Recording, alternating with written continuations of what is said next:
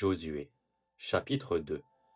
Josué, fils de Nun, fit partir secrètement de Sittim 2 espions, en leur disant « Allez examiner le pays, et en particulier Jéricho. » Ils partirent, et ils arrivèrent dans la maison d'une prostituée qui se nommait Rahab, et ils y couchèrent. On dit au roi de Jéricho « Voici, des hommes d'entre les enfants d'Israël sont arrivés ici, cette nuit, pour explorer le pays. » Le roi de Jéricho envoya dire à Rahab « Fais sortir les hommes qui sont venus chez toi, qui sont entrés dans ta maison, car c'est pour explorer tout le pays qu'ils sont venus. » La femme prit les 2 hommes et les cacha, et elle dit « Il est vrai que ces hommes sont arrivés chez moi, mais je ne savais pas d'où ils étaient. Et comme la porte a dû se fermer de nuit, ces hommes sont sortis. J'ignore où ils sont allés. Hâtez-vous de les poursuivre, et vous les atteindrez. » Elle les avait fait monter sur le toit, et les avait cachés sous des tiges de lin, qu'elle avait arrangées sur le toit. Ces gens les poursuivirent par le chemin qui mène au gué du Jourdain, et l'on ferma la porte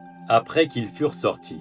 Avant que les espions se couchent, Rahab monta vers eux sur le toit, et leur dit « L'Éternel, je le sais, vous a donné ce pays, la terreur que vous inspirez nous a saisis, et tous les habitants du pays tremblent devant vous, car nous avons appris comment, à votre sortie d'Égypte, l'Éternel a mis à sec devant vous les eaux de la mer Rouge, et comment vous avez traité les 2 rois des Amoréens, au-delà du Jourdain, Sihon et Og, que vous avez dévoués par interdit. Nous l'avons appris et nous avons perdu courage, et tous nos esprits sont abattus à votre aspect, car c'est l'Éternel, votre Dieu, qui est Dieu en haut dans les cieux et en bas sur la terre. Et maintenant, je vous prie, jurez-moi par l'Éternel, que vous aurez pour la maison de mon père la même bonté que j'ai eue pour vous.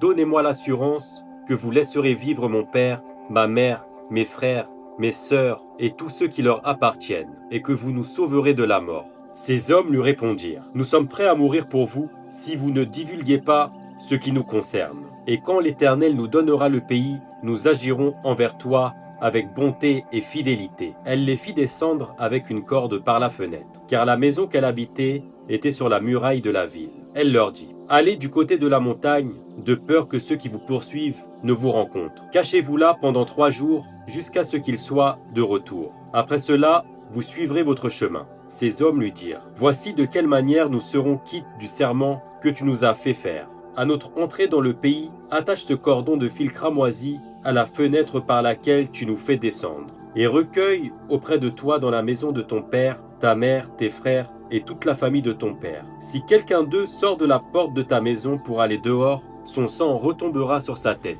et nous en serons innocents. Mais si on met la main sur l'un quelconque de ceux qui seront avec toi dans la maison, son sang retombera sur notre tête. Et si tu divulgues ce qui nous concerne, nous serons quittes du serment que tu nous as fait faire. » Elle répondit « Qu'il en soit selon vos paroles. » Elle prit ainsi congé d'eux, et ils s'en allèrent. Et elle attacha le cordon de cramoisi à la fenêtre. Ils partirent et arrivèrent à la montagne, où ils restèrent 3 jours, jusqu'à ce que ceux qui les poursuivaient soient de retour. Ceux qui les poursuivaient les cherchèrent dans toute la région, mais ils ne les trouvèrent pas. Les 2 hommes s'en retournèrent, descendirent de la montagne et passèrent le Jourdain.